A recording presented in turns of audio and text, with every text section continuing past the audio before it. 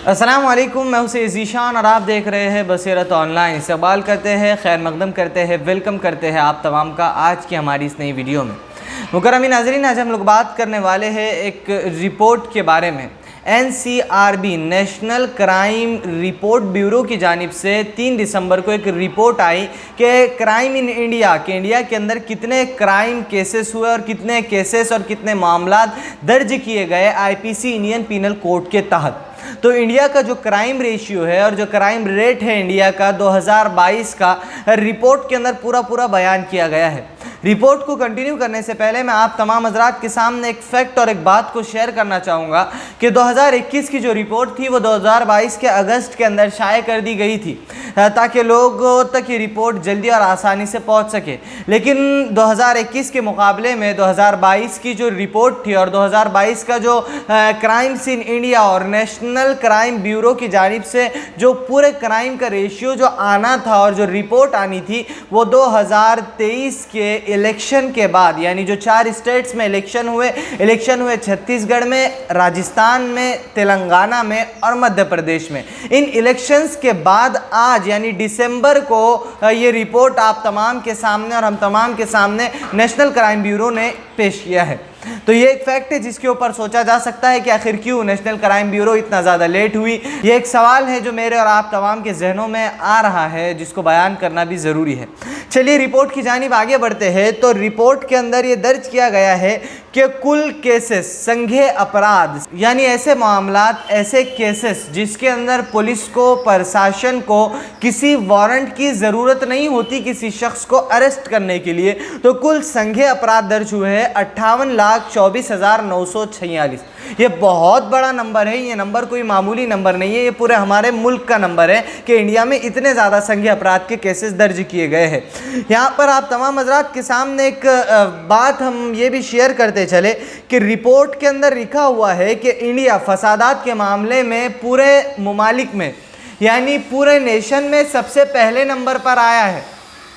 फसादात के मामलों में, दंगों के मामलों में, जिसको हम आम जुबान में कहें, हमारे प्यारे मुल्क इंडिया में सबसे ज़्यादा दंगे हुए हैं। और दंगों की जो लिस्ट है और ये जो फसादात की लिस्ट है इसके अंदर इंडिया पहले नंबर आता है और इंडिया के अंदर भी महाराष्ट्र टॉप पे आता है दंगों के मामलों में। 2022 में महाराष्ट्र में कुछ 8,218 केसेस दंगों की फाइल की गई थी, जो कि NCRB की रिपोर्ट के अंदर साफ साफ मेंशन है। इसके अलावा जो क्रिमिनल केसेस थे, क्रिमिनल केसेस भी हमारे मुल्क के अंदर काफ़ी तेज़ी से बढ़े हैं। हम क्रिमिनल केसेस और मर्डर केसेस की बात करें तो मर्डर केसेस भी बहुत सारे आए हैं और इन मामलात में स्टेट की बात करें तो उत्तर प्रदेश और बिहार टॉप पर रहते हैं। उत्तर प्रदेश और बिहार सेंचुरी मारते हैं अगर मर्डर और रेप की बात आ जाए। और अगर हम इसके आगे बढ़े तो राजस्थान और मध्य प्रदेश तो स्टेट भी रेप के मामले में आगे है। हम रिपोर्ट की जानिब बढ़ते हैं तो सबसे पहले हम बात करेंगे कि क्राइम अगेंस्ट वुमन कि जिसके अंदर औरतों के साथ नाइंसाफ़ी की गई हो या औरतों के साथ छेड़खानी की गई हो और औरतों की इज़्ज़त के साथ खिलवाड़ किया गया हो या औरतों की इज़्ज़त को उछाला गया हो। बहुत अफसोस होगा ये सुनकर कि ऐसे केसेस हमारे मुल्क के अंदर 4,45,256 केसेस जो वुमन, क्राइम अगेंस्ट वुमन के हैं वो हमारे मुल्क के अंदर दर्ज हुए हैं।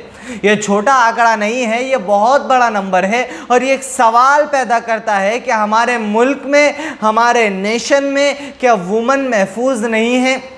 कि आज के दौर में औरतें हमारे मुल्क के अंदर आज़ादी के साथ नहीं रह सकती? क्या आज के दौर में हमारे मुल्क में औरतों को जीने का हक नहीं है? क्योंकि 4,45,256 केसेस अगर क्राइम अगेंस्ट वुमन के हमारे मुल्क के अंदर दर्ज होते हैं तो ये इग्नोर करने वाली बात नहीं है, इसके ऊपर फिक्र करनी चाहिए। यहाँ पर गलती किसकी है ये भी हमें सोचना चाहिए। क्या हुकूमत की जानिब से कोताही बरती जा रही है या औरतों का इसमें कोई अपना कसूर है? आइए, ये सोचने वाली बात है जो आप तमाम के सामने भी शेयर की गई। अब हम रिपोर्ट के अंदर आगे बढ़ते हैं तो रिपोर्ट में आप तमाम को बताऊं एक बात अगली तरीके से अच्छे से मेंशन की गई है कि 2021 की जो रिपोर्ट थी, 2021 के रिपोर्ट के मुकाबले में रेप केसेस और क्राइम अगेंस्ट वुमन के केसेस में इस साल यानी 2022 में बढ़ोतरी हुई है, घटाव नहीं हुआ है। यहाँ इस पॉइंट को भी हम अपने जहन में रखें और रिपोर्ट की तरफ हम आगे बढ़ते हैं। तो क्राइम अगेंस्ट चिल्ड्रन यानी छोटे छोटे मासूम से बच्चों के साथ क्राइम करना, ये हमारे मुल्क में पता नहीं क्यों लेकिन ये एक ऐसी वबा और एक ऐसी हवा चल पड़ी है जिसमें बच्चों को नहीं बख्शा जा रहा है। बच्चों पर कईयों बेइंतहा हद दर्जे अपनी औकात से नीचे गुजरकर, इंसानियत को परे रखकर बच्चों के ऊपर सितम और बच्चों के ऊपर तशद्दुद बर्पा किया जा रहा है। हमें अफसोस होना चाहिए ये नंबर्स को देखकर कि 1,62,449 केसेस क्राइम अगेंस्ट चिल्ड्रन के हमारे मुल्क में दर्ज किए गए हैं, जिसमें से जो पिछले साल का आंकड़ा था यानी 2021 का जो आंकड़ा था वो था 1,49,404। इसमें भी बारी तौर पर हमें ज़्यादती देखने को मिली है और बढ़ोतरी देखने को मिली है, जिसमें 45% जो केसेस है वो किडनैपिंग के हैं, 39% जो केसेस दर्ज किए गए हैं वो रेप के हैं। ये सोचने वाली बात है कि क्राइम अगेंस्ट चिल्ड्रन में अगर किडनैपिंग के मामले हैं, इसके अलावा भी बहुत सारे चिल्ड्रन के साथ किया जाता है यानी उनको अडॉप्शन होता है गैर कानूनी तरीके से, फिर इसके अलावा उनके साथ उनको बेचा जाता है, उनके पार्ट्स के साथ स्मगलिंग की जाती है और मुख्तलिफ तरीके से क्राइम अगेंस्ट चिल्ड्रन होता है। लेकिन इसके अंदर और इस तादाद में और इन नंबर्स के दरमियान 39% ऐसे केसेस हैं जो रेप अगेंस्ट चिल्ड्रन के हैं, यानी कि बच्चों के साथ, और ऐसे बच्चे जो नाबालिग है और वो अपनी एक उम्र को नहीं पहुंचे, जिसमें अगर एज रेंज की बात करें तो 6 साल, 5 साल और 7 साल की एज, ऐसे बच्चों के साथ भी हमारे मुल्क में रेप हो रहा है। तो आप सोचिए कि दरिंदगी किस लेवल पर जा पहुंची है। इसके अलावा हम बात करें तो रिपोर्ट के अंदर साइबर क्राइम है। साइबर क्राइम भी एक बड़े लेवल पर हमारे मुल्क में हो रहा है और इसमें भी 2021 के मुकाबले में हमें गिरावट देखने को नहीं मिली बल्कि बढ़ोतरी देखने को मिली है 24% से। यहाँ पर साइबर क्राइम के टोटल केसेस 65,893 है, जिसमें लोगों की लूटमार की गई, लोगों से पैसे वसूले गए या सोशल मीडिया के ज़रिए, इंटरनेट के ज़रिए लोगों से पैसों को हड़पा गया। ये हमारे मुल्क की अभी हालात है और ये कंडीशन है जो नेशनल क्राइम ब्यूरो की जो रिपोर्ट है उसके ज़रिए हमारे सामने आता है। लेकिन यहाँ पर दो चीज़ें ज़्यादा नोटिस करने वाली है। नंबर 1 पर तो क्राइम अगेंस्ट वुमेन का रेशियो हमारे मुल्क में ज़्यादा बड़ा है। दूसरे नंबर पर के फसादात के मामले में महाराष्ट्र का टॉप कर जाना और इंडिया का पहले नंबर पर आ जाना, ये भी एक सोचने वाली बात है। देखिए, फसादात उस वक्त होते हैं जब उसमें किसी पॉलिटिकल पार्टी का इन्वॉल्व होता है, फसादात उस वक्त होते हैं जब किसी के धर्म पर बात आती है, फसादात उस वक्त होते हैं जब रिलीजियस टॉपिक पर या रिलीजन पर टिप्पणी की जाती है।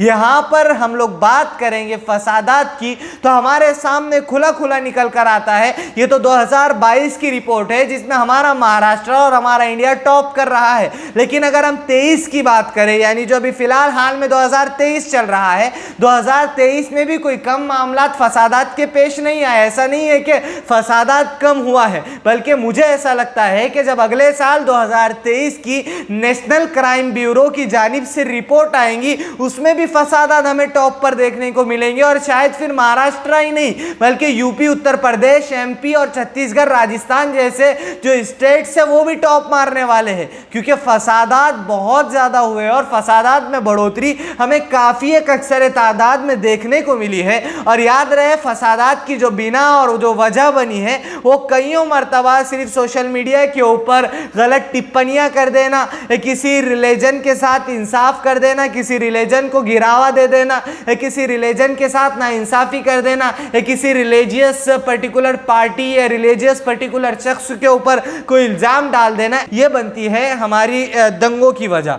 और एक चीज़ जो रिपोर्ट के अंदर मेंशन है कि आत्महत्या हमारे मुल्क में कितनी हुई है, यानी कि जो डेथ होती है, लोग ख़ुदकुशी करते हैं, तो ख़ुदकुशी का जो रेट है वो भी कोई कम नहीं है। कुल ख़ुदकुशी का जो आंकड़ा बताया जा रहा है 1,70,000 से ज़ायद घटनाएं ख़ुदकुशी की हमारे सामने आई है, जिसमें 48,000 जो तादाद है वो किसानों की है, 12,000 उसमें से वुमन है और इसके अलावा बात करें तो 10,000 से ज़ायद उसमें स्टूडेंट्स है। ये एक बहुत बड़ा नंबर है। खुदकुशी आदमी उस वक्त करता है, आत्महत्या आदमी उस वक्त करता है जब उसके साथ नाइंसाफ़ी हो रही हो, और इसके अलावा जब उसको स्ट्रेस के अंदर डाल दिया जा रहा हो, और इसके अलावा जब नौकरी और गवर्नमेंट और मुल्क के अंदर महंगाई एक टॉप पर जा चुकी हो, उस वक्त आदमी सुसाइड करने पर आता है, क्योंकि वो अपने घर में पैसों की क्राइसिस से जूझ रहा होता है, वो अपने घर में टेंशन से जूझ रहा होता है, वो अपने घर में बेरोजगारी से जूझ रहा होता है। तो 1,70,000 से अधिक घटनाएं जो दर्ज की गई है वो दर्ज की गई है आत्महत्या की। इसके अंदर भी टॉप करता है हमारा महाराष्ट्र, क्योंकि महाराष्ट्र के अंदर किसानों की तादाद ज्यादा है। तो यहां पर एक और चीज हमारे समझ में आती है, नेशनल क्राइम ब्यूरो की रिपोर्ट के मुतालिक कि हमारे मुल्क में किसानों के साथ शुरू से ही नाइंसाफी होती आई है और किसानों को निचले दर्जे पर डाल दिया गया है, जिसकी वजह यह बनती है कि किसान हर साल कईयों की तादाद में खुदकुशी करते हैं और उनकी किसी को पड़ी नहीं है। हमें इस चीज से कोई भी टेंशन नहीं है। 48,000 ये मेरे और आपके लिए जस्ट नंबर होगा, 12,000 स्टूडेंट्स ये मेरे और आपके लिए सिर्फ नंबर होगा, लेकिन उनसे पूछिए जिनके खानदान वालों ने, जिनके परिवार वालों ने और जिनके फैमिली वालों ने किसी को खोया है।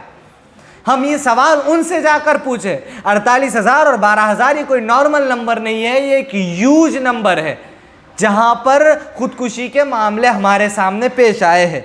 और इसमें स्टेट्स के बारे में बात करें तो महाराष्ट्र टॉप कर रहा है 22,746 केसेस के साथ। तमिलनाडु है वो सेकंड नंबर पर आता है 19,834 सुसाइड केसेस के बाद, और मध्य प्रदेश है 15,386 केसेस के साथ। कर्नाटका है 13,606 केसेस के साथ, और केरल है 10,162 केसेस के साथ, और तेलंगाना है 9,980 केसेस के साथ। नहीं है नेशनल क्राइम ब्यूरो की जो रिपोर्ट थी, ये हम तमाम के सामने थी, जिसने हम तमाम को चौंका कर रख दिया है कि क्राइम का जो रेट है हमारे मुल्क में काफ़ी तेज़ी से बढ़ रहा है, जिसमें आत्महत्या टॉप पर हो रही है। वुमेन्स हमारे पास महफूज नहीं है, हमारे पास फसादात भी अव्वल नंबर पर जा रहे हैं, हमारे पास मर्डर केसेस भी ज़्यादा हो रहे हैं, हमारे पास रेप केसेस भी एक हद तक बढ़ गए हैं। तो भाइयों, टोटल मामलात को अगर हम सामने रखें और जो संज्ञेय अपराध जो इंडियन पीनल कोड के तहत होते हैं और जिसमें पुलिस को किसी वारंट की ज़रूरत नहीं होती, ऐसे केसेस की बात करें तो 58 लाख केसेस का दर्ज होना ये नॉर्मल बात नहीं है। यहाँ पर गलती किसकी है, ये मेरा और आप दोनों का सवाल है। हम ये सवाल आपसे पूछना चाहेंगे, आप कमेंट बॉक्स में अपनी राय ज़रूर पेश कीजिएगा कि आपको क्या लगता है ये जुर्म किसका है, आखिर कमी कहाँ हो रही है कि 58 लाख केसेस दर्ज किए जा रहे हैं, जिसमें अलग अलग तरीके के और अलग अलग सेक्शंस में अलग अलग केसेस दर्ज किए गए हैं। तो भाइयों, इस वीडियो को ज़्यादा से ज़्यादा शेयर करें ताकि तमाम ही जो नागरिकता रखते हैं हमारे मुल्क के लोग, उन तक ये खबर पहुँचे और उन्हें पता चले कि जिस मुल्क में रह रहे हैं उस मुल्क की कंडीशन अभी क्या है, और मुल्क को सही करने में, मुल्क की सुधार में, मुल्क की तरक्की में कुछ ना कुछ अपनी राय या अपना हिस्सा या अपने माहौल को सुधारने में कुछ कोशिश कर सके। इस वीडियो को ज़्यादा से ज़्यादा शेयर करना, इसी वीडियो के लिए चैनल को सब्सक्राइब करना। मिलते हैं इंशाल्लाह फिर से नई अगली एक वीडियो में, तब तक के लिए अस्सलाम वालेकुम।